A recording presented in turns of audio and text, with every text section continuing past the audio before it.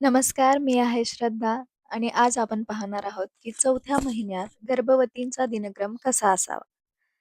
तर हा व्हिडिओ आहे नव्या गर्भवती मातांसाठी किंवा ज्या माता होणार आहेत, ज्या आई होणार आहेत, जे हे सुख अनुभवणार आहेत, त्यांच्यासाठी आहे आणि त्यांनी हा व्हिडिओ पूर्ण बघावा.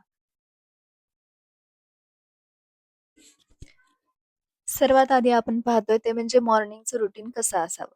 उठल्यानंतर पहिला विचार तुमच्या डोक्यामध्ये यायला हवा तो म्हणजे काय, की हे जे तुम्ही सगळं अनुभवताय, हा सर्वात सुखद अनुभव आहे आणि तो आपल्याला चांगल्या प्रकारे अनुभवायचा आहे किंवा आपल्याला तो जपून ठेवायचा आहे.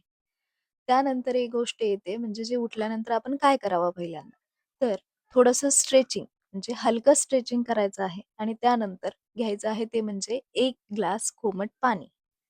ठीक आहे. त्यानंतर तुमचं आवरून झाल्यानंतर वेळ होते ती म्हणजे नाश्त्याची. नाश्त्यामध्ये तुम्ही काय घेणार आहात? तर नाश्त्यामध्ये एक फळ कंपल्सरी घ्या. जे कोणतंही तुमच्या आवडीचं असेल, सफरचंद असेल, डाळिंब असेल, जे प्रोटीनयुक्त असेल आणि जे प्रेग्नन्सीमध्ये चालतं. आणि दुसरं म्हणजे उपमा, शिरा किंवा जे तुम्ही डेली रुटीनमध्ये रोजच्या जे काही नाश्त्याला बनवता. तर यानंतर विषय येतो तो म्हणजे दुपारच्या जेवणाचा. दुपारच्या जेवणामध्ये काय असावं? तर दुपारच्या जेवणामध्ये असायला हवी राईस प्लेट. राईस प्लेट म्हणजे थोडक्यात काय?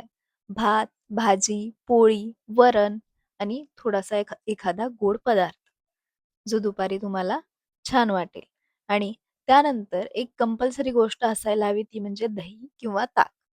वाटीभर दही किंवा ग्लासभर ताक हे तुम्ही कंपल्सरी रोज घ्यायला हवं. आणि जर तुम्हाला याचा त्रास होत असेल तर तुम्ही डॉक्टरांचा सल्ला नक्की घ्या. त्यानंतर येतो तो म्हणजे झोपण्याचा विषय.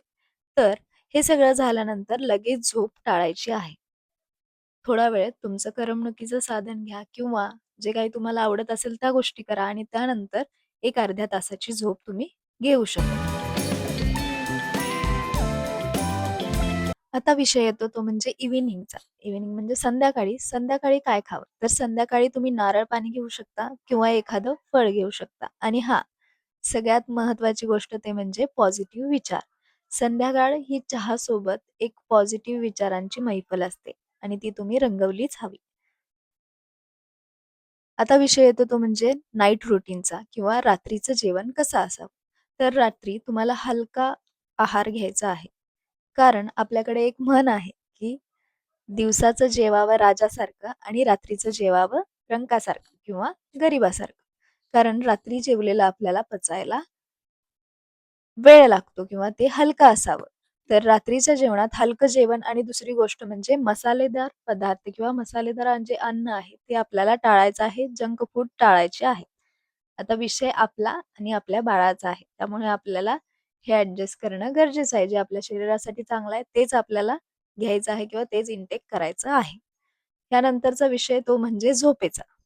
तर थोड्या वेळचा वॉक घेऊन, एक ग्लासभर दूध घेऊन आपल्याला झोपायचं आहे. तर हा व्हिडिओ आवडला असेल तर आपल्या चॅनलला लाईक आणि सबस्क्राईब नक्की करा आणि तुमचे जे काही प्रश्न असतील ते कमेंट बॉक्समध्ये नक्की विचारा. पुढचा आपला व्हिडिओ असणार आहे तो म्हणजे प्रेग्नन्सीमधल्या डाएट चार्टसाठी आणि त्याविषयी काही प्रश्न असतील तर नक्की विचारा. भेटूया पुढच्या व्हिडिओमध्ये.